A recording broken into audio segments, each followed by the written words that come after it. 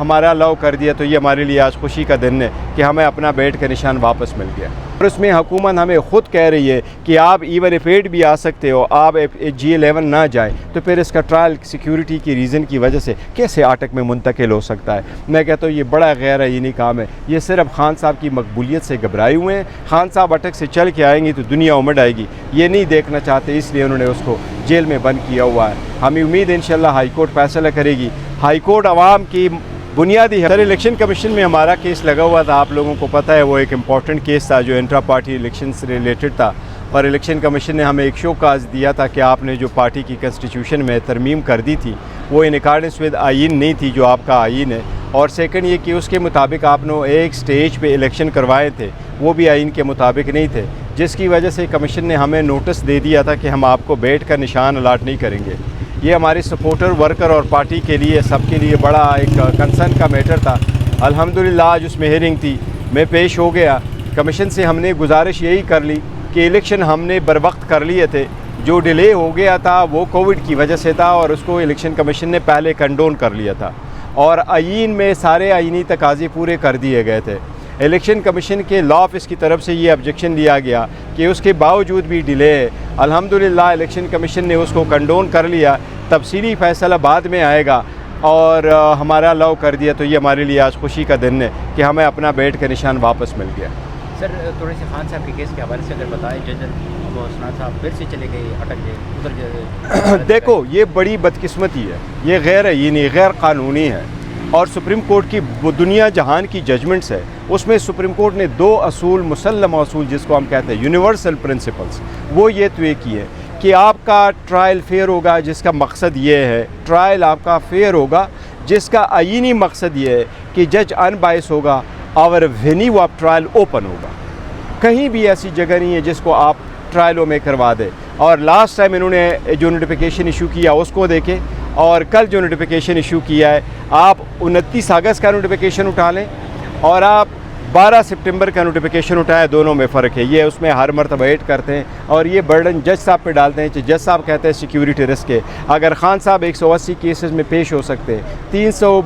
پیشیاں بھگت سکتے ہیں، ان کا پورا ٹرائل تو شاہانہ میں چل سکتا ہے، اور اس میں حکومت ہمیں خود کہہ رہی ہے کہ آپ ایون ایف 8 بھی آ سکتے ہو، آپ G11 نہ جائیں، تو پھر اس کا ٹرائل سیکیورٹی کی ریزن کی وجہ سے کیسے اٹک میں منتقل ہو سکتا ہے؟ میں کہتا ہوں یہ بڑا غیر آئینی کام ہے، یہ صرف خان صاحب کی مقبولیت سے گھبرائے ہوئے ہیں۔ خان صاحب اٹک سے چل کے آئیں گی تو دنیا امڑ آئے گی، یہ نہیں دیکھنا چاہتے، اس لیے انہوں نے اس کو جیل میں بند کیا ہوا ہے۔ ہمیں امید ہے انشاءاللہ ہائی کورٹ فیصلہ کرے گی۔ ہائی کورٹ عوام کی بنیادی حقوق کا محافظ ہے۔ میں عدلیہ سے مطالبہ کرتا ہوں کہ بنیادی حقوق کا تحفظ کرتے ہوئے اپنا سب کچھ قربان کرے، یہ آپ کا عہد جو ہے نا اس کا تقاضا ہے کہ لوگوں کے رائٹ پروٹیکٹ کریں۔ کل لندن سے ایک اہم خبر سامنے آ گئی کہ نواز شریف صاحب جو ہے وہ 21 اکتوبر کو پاکستان میں ہوں گے، تو اگر وہ پاکستان آ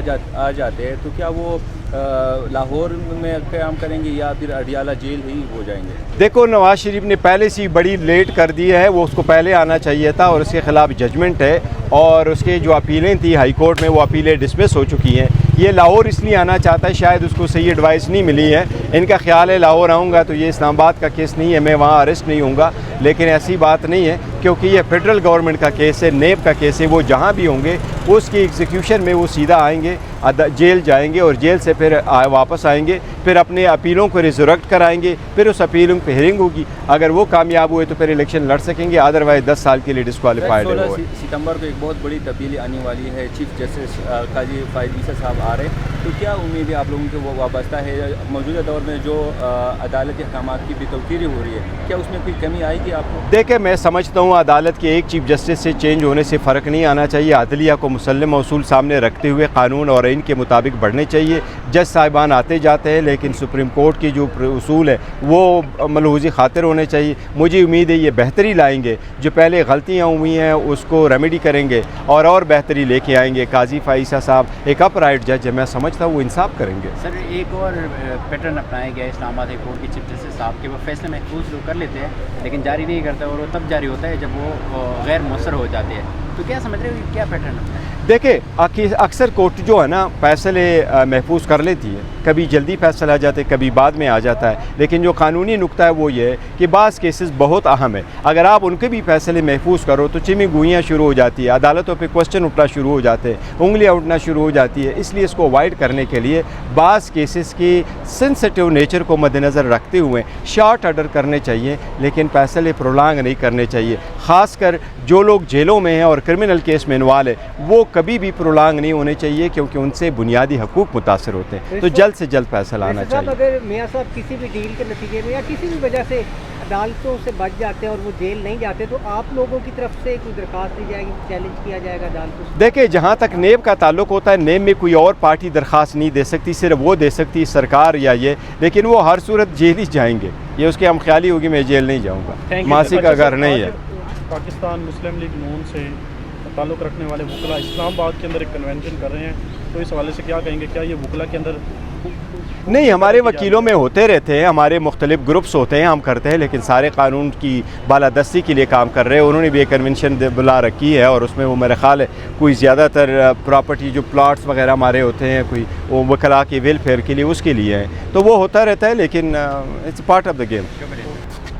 الیکشن کمیشن میں آج جو پروسیڈنگز ہوئی تھی وہ ہمارے منیج صاحبان، جماعت اظہر صاحب، شہریار افریدی صاحب، فرح حبیب صاحب، ان کے خلاف جو کمپلینٹ کا آرڈر ہوا تھا، الیکشن کمیشن نے پہلے یہی آرڈر کیا تھا کہ ان کے خلاف کمپلینٹ فائل کیا جائے، کیونکہ انہیں statement of assets and liability نہیں فائل کی تھی، پر میں نے عدالت سے ایک گزارش کی کہ ان کو تو کیا ہمارے ورکر اور سپورٹروں کو پروٹیکشن نہیں ہے، وہ گھر سے باہر نہیں نکل سکتے، اور میں نے یہ کہا کہ ہمارے کسی بھی پارلیمنٹیرین نے گزشتہ جتنا بھی یہ ہوا ہے گزشتہ 5 مہینوں سے کوئی ایک جمعہ پڑھنے نہیں گیا، کیونکہ اتنی سختی ہے وہ جمعہ بھی نہیں پڑھ سکتے، جمعہ بھی پڑھنے جائے، جنازہ بھی پڑھنے جائیں تو وہاں سے ان کو اٹھایا جاتا ہے، لہٰذا مہربانی کر رہے کمپلینٹ نہ فائل کرے اور ہمیں ٹائم دے دے۔ کمیشن نے ہمیں 27 تاریخ تک ٹائم دیا ہے، ہم اپنے ایسٹ انشاءاللہ فائل کر دیں گے، اور کمیشن نے وہ پٹ آن ہولڈ کر دیا ہے۔ Thank you. Thank you.